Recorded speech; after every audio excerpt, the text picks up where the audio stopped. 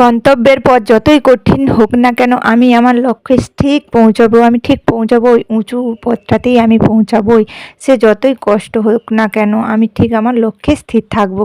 যতই বাধা, যতই ঝড় আসুক না কেন আমি আমার ওই গন্তব্যের মধ্যে পৌঁছাবো। কেউ যদি এইরকম প্রতিশ্রুতি নেয় তাহলে তাকে কেউ কোনোদিনও আটকে রাখতে পারবে না। ঠিক সে তার লক্ষ্যে ঠিক পৌঁছাবে আর খুব তাড়াতাড়ি সে সাফল্য অর্জন করবে। আর আজকে ঠিক সেই রকমই আমি আগুন ছাড়াই মিষ্টি বানাবো, আবার পাক ছাড়া।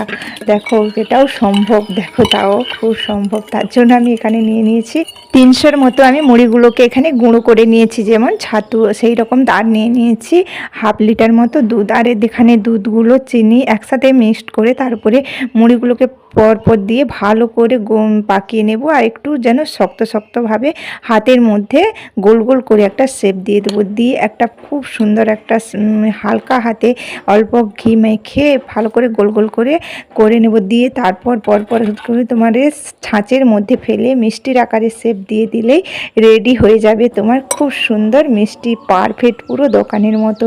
তাছাড়া দেখো খুব সহজেই আর অল্প টাইমের মধ্যে। তো বন্ধুরা, কোনো রকম ঝামেলা ছাড়াই কিন্তু এরকম মিষ্টি তোমরা বানাতে পারো। তো তোমরা ট্রাই করে বলো কেমন হয়েছে। যেমন দেখতেও হয়েছে কিন্তু খেতেও খুব সুন্দর হয়েছে।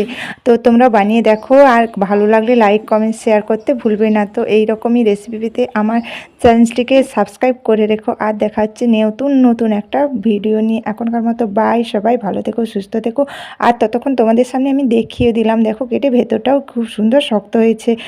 তো তোমরা এখানে নারকেল চূড়ো অ্যাড করতে পারো, নারকেল চূড়োটা দিলে আরও ভালো লাগে। আমার কাছে যেহেতু নেই তাই আমি তোমাদের সামনে দুধ আর ছাতু দিয়েই মুড়ি গুঁড়ো দিয়েই মাত্র দুটো উপকরণ দিয়েই দেখিয়ে দিলাম এমন একটা সুন্দর পারফেক্ট মিষ্টি।